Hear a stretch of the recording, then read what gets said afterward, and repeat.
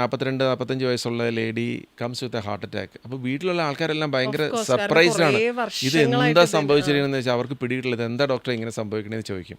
ഈ കുക്കിംഗ് വന്നു കഴിഞ്ഞിട്ട് പല സമയത്തും എയർ സർക്കുലേഷൻ ഈ കിച്ചണകത്ത് കാര്യമായിട്ടില്ലെങ്കിൽ അവിടെ ഉണ്ടാകുന്ന കാർബൺ ഡയോക്സൈഡ് എല്ലാം അവിടെ തന്നെ കെട്ടി നിൽക്കും.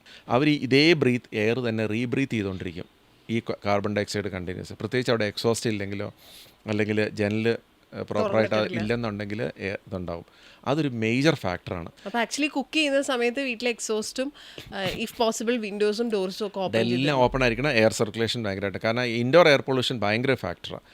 ഇതൊരു ശരിക്കും പറഞ്ഞാൽ ഒരു സിഗരറ്റ് വലിക്കണതിന് ഇക്വലൻ്റാണ്. കാരണം അത് ആ എയർ അവിടെ തന്നെ തങ്ങി നിൽക്കുക.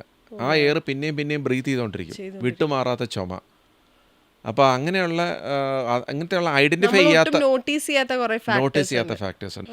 എൻ്റെ അഭിപ്രായത്തിൽ ഡയബറ്റീസിനേക്കാളും പ്രഷറിനേക്കാളും ഒക്കെ ഇമ്പോർട്ടൻ്റ് ആയിട്ടുള്ള ഫാക്ടറാണ് എയർ പൊല്യൂഷൻ.